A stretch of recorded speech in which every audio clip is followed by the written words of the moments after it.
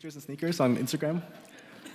I'm trying to join it, so just to defend myself, I'm not a heretic. I do think joy is a major motive. I'm just exploring, is it always right to ask, does this make me happy at the end, as the main motive, so.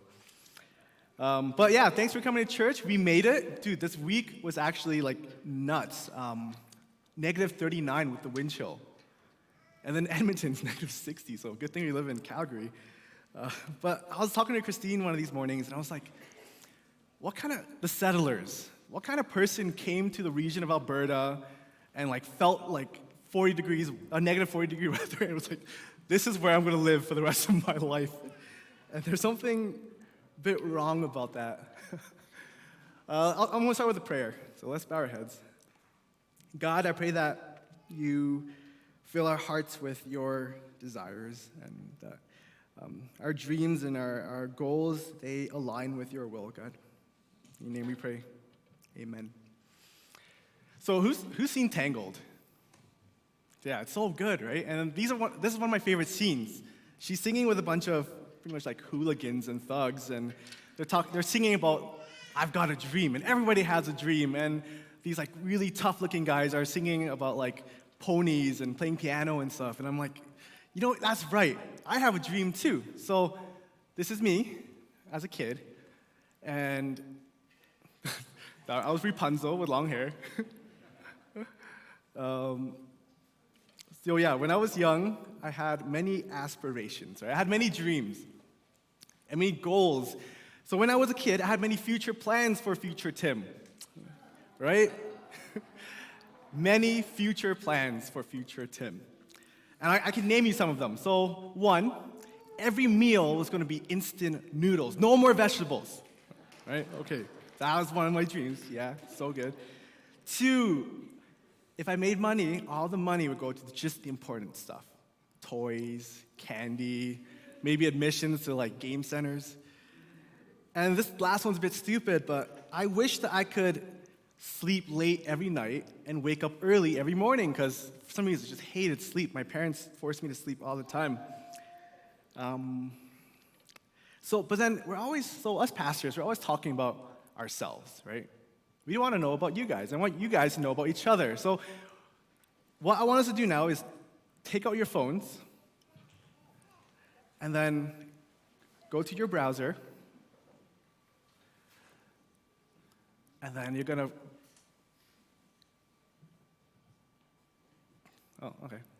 you're gonna go to menti.com. So you can present that, Brian. Top right. So menti.com, and then you put in that code. It's kind of like Kahoot, and then we're just gonna, can you guys just write down what was your childhood dream? And then that way we can kind of just understand each other and know what kind of people we are and judge each other. I'm gonna do it too.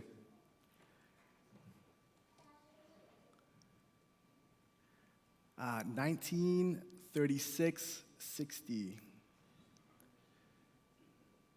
Okay, I'm gonna put in Nathan's.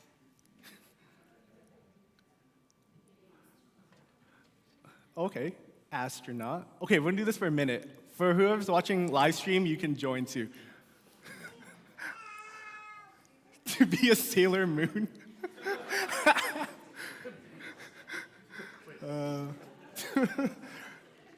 To quit Kumon.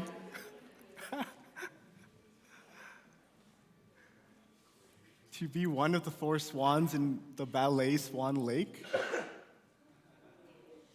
Become Spider-Man. Is that you, David? Oh. Wait. To work at Dairy Queen thought that meant I could eat anything I wanted from there whenever. Melissa, is that you? Or? No, Eli Fan.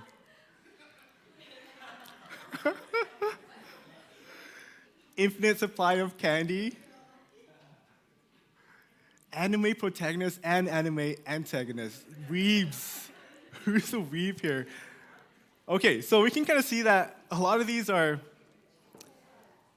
kind of legit. Most of them are not, right? They don't really make sense. And good thing some of those things didn't work out, or else our lives would be kind of sad, trying to be Spider-Man in our real world. What? Oh, Date is this new Korean pop idol group. They're sick. They're awesome. Okay, moving on.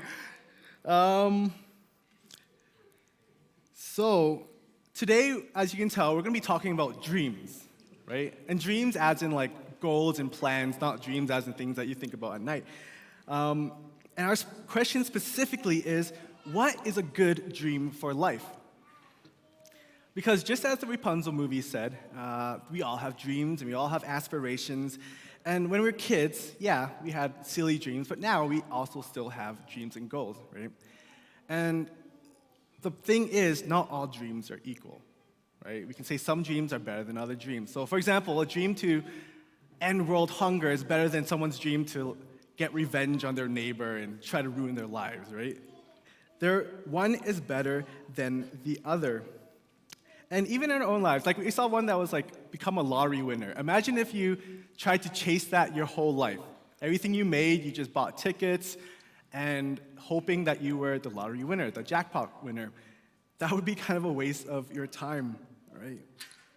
So these aren't good dreams, but then you're probably wondering, Tim, what is a good dream for life? So we're going to find that out in our passage today. It's in Luke 14:28 to 33.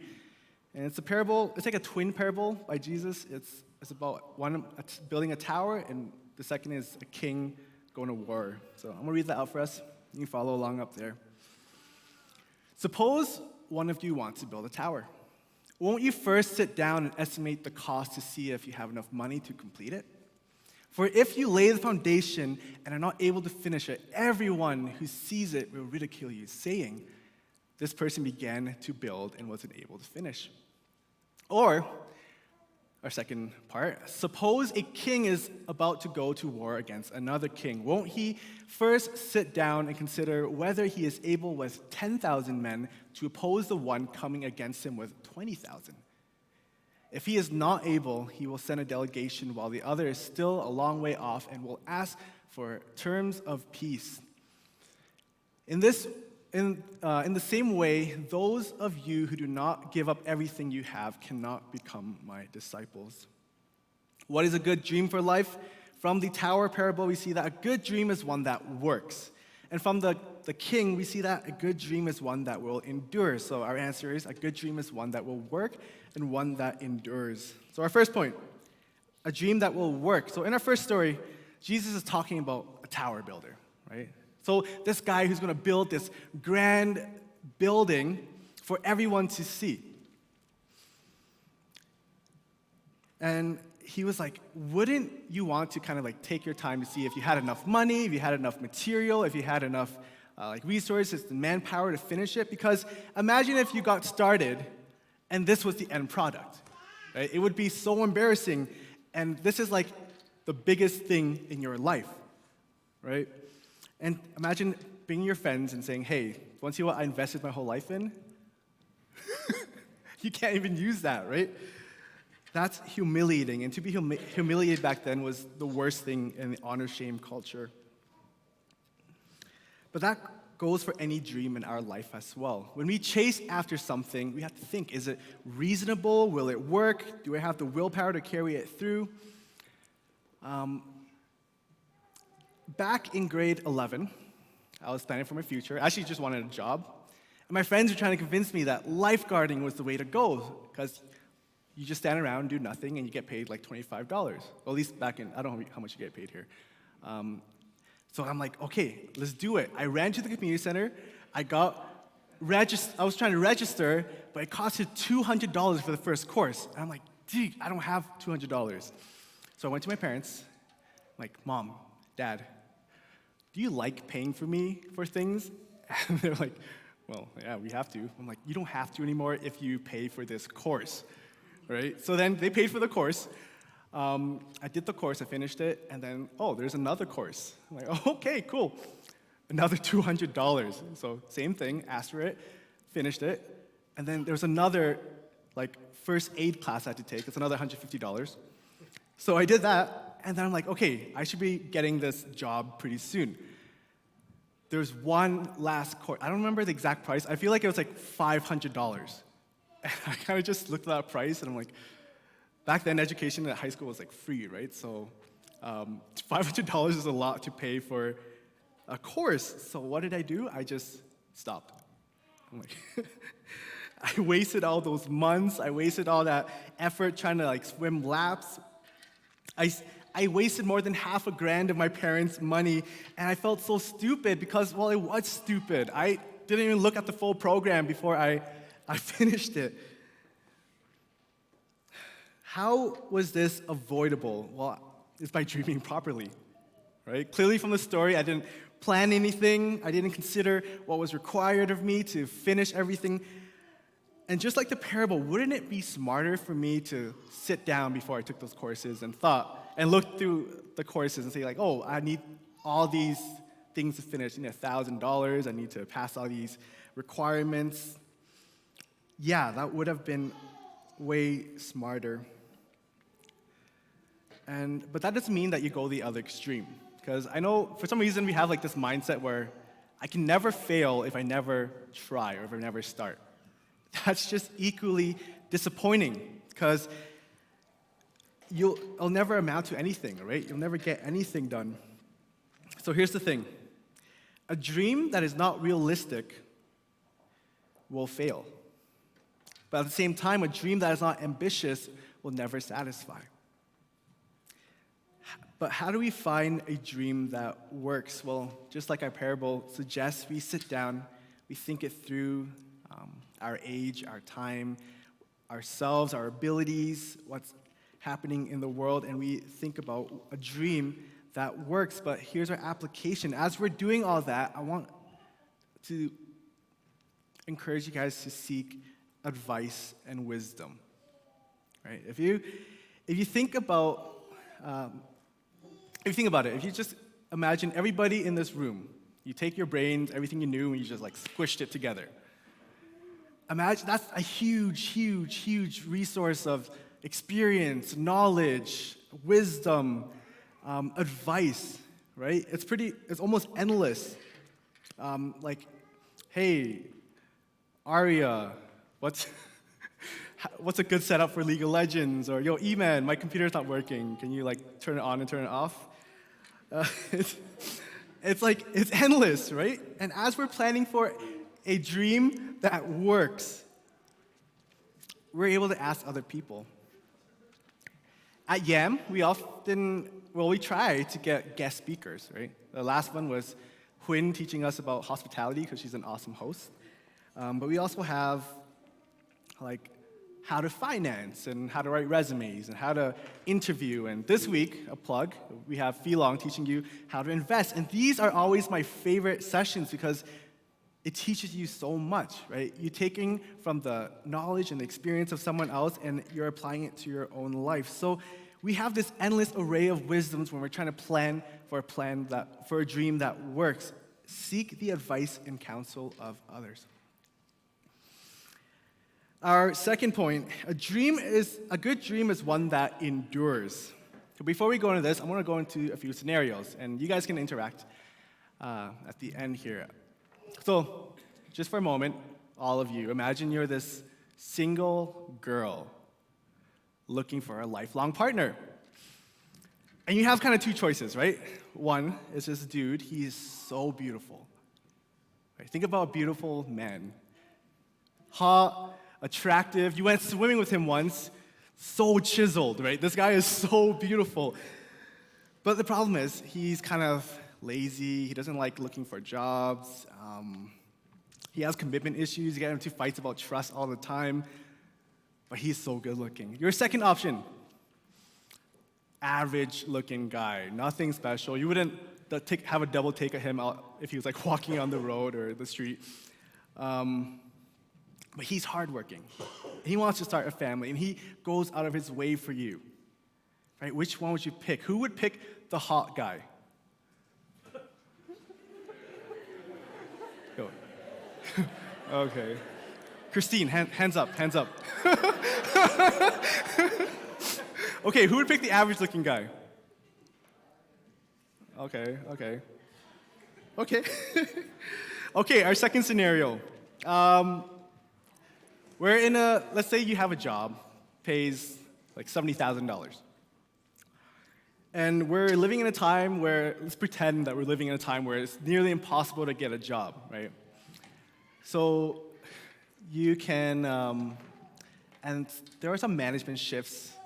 And what the management does is they offer you a payout package. So if you quit the job, you can get $70,000, a whole year free of like money, right? You have to do anything for it. Or you can keep the job and just keep working every year. Who would take the payout package? Who would keep the job? Yeah, sure. You feel neutral about it. It's a job. Okay, cool. Why did we pick an average-looking guy, and why did we pick to keep working for money when we could get free money? Well, it's because we value things that endure, things that last.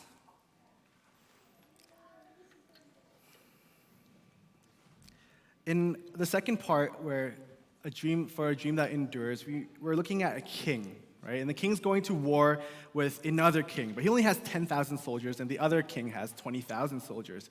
So in this scenario, the king already has his dream that kind of succeeded. It works, right?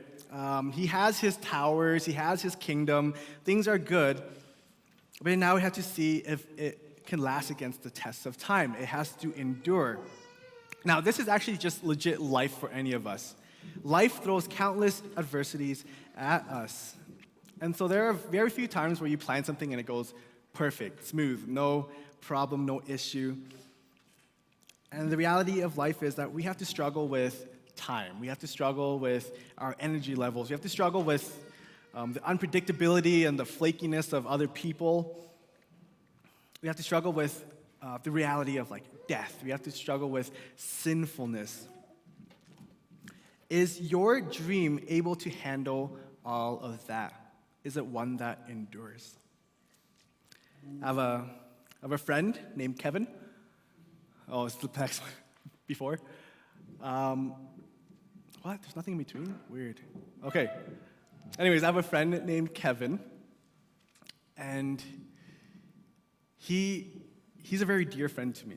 So one thing that makes him such a good friend is that he is super loyal, right? So if he says to you, "I'm on your side," then he is on your side forever. Doesn't matter if you're stupid or you make bad life decisions. Doesn't matter if you're like butt ugly or lazy, depressed. He is there for you, and he's going out of his way to be there for you. But the thing is that while that's such a good trait to have as a friend, he also does this with things, right? So once upon a time, he said, "I'm on the side of this ancient company called BlackBerry." So who knows BlackBerry? Yeah, BlackBerry. It's for those who know BlackBerry, it's like, you know, that it has this like really long, painful death that's pretty much still happening to this day.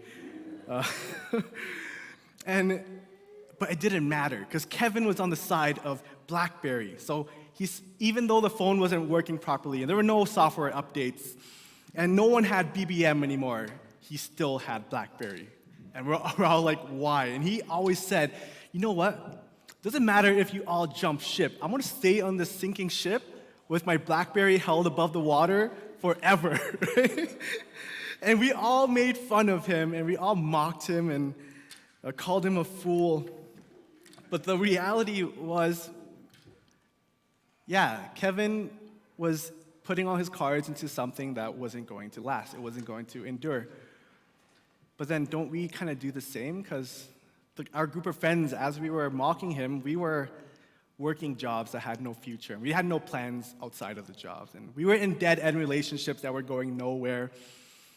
And we were just working for money, yeah, but we're trying to like spend the money on events and food, and pretty much we were like super poor because we're trying to live this like fun life. And These are things that don't endure. So in the same way, we're actually on the boat with Kevin, with a boat with a hole in it. It's sinking, and we're not really taking notice of that.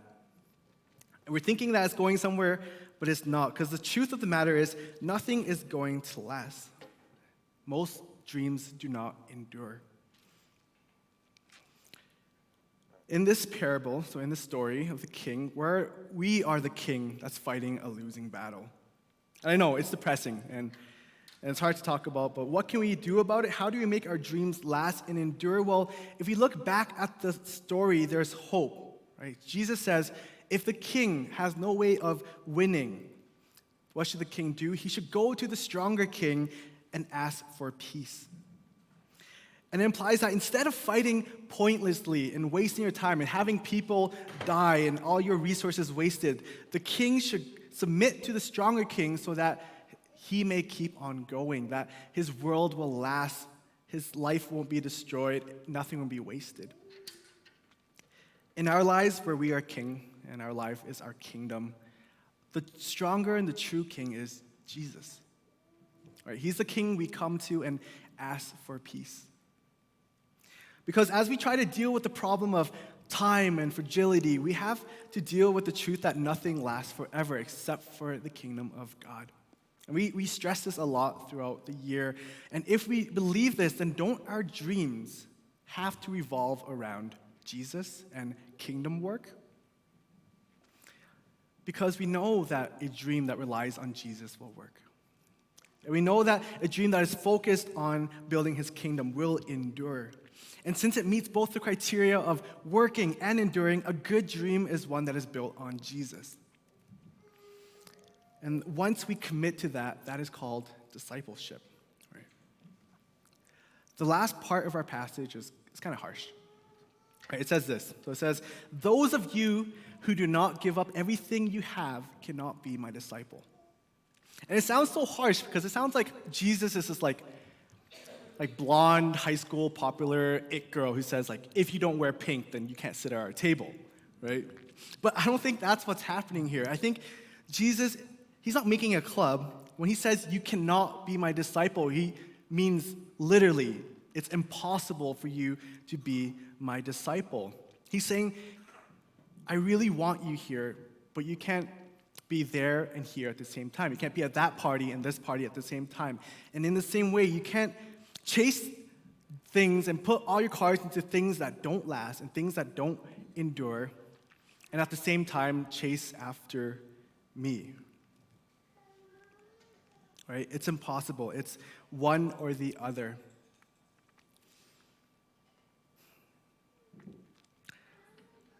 That's the end of it, but before we end, I want to do one last scenario. You don't have to answer this. So let's say you have endless ways to spend your time and your resources in 2020, right? So you can spend it the usual way, where the main goal is to work hard, and all you're looking forward to is that vacation at the end of the year, a cruise, all-you-can-eat food, that good life. Or maybe you're saying it's to make good memories or something. That's our first option. The other alternative is to intentionally put your time, your efforts, your resources into work that lasts forever, right? Influencing the eternal lives of our friends, getting praise from God, working towards a joy that awaits us. See, I'm for joy. And finally, an ever-growing relationship with Jesus. A dream that works and one that will endure. So which one do you choose?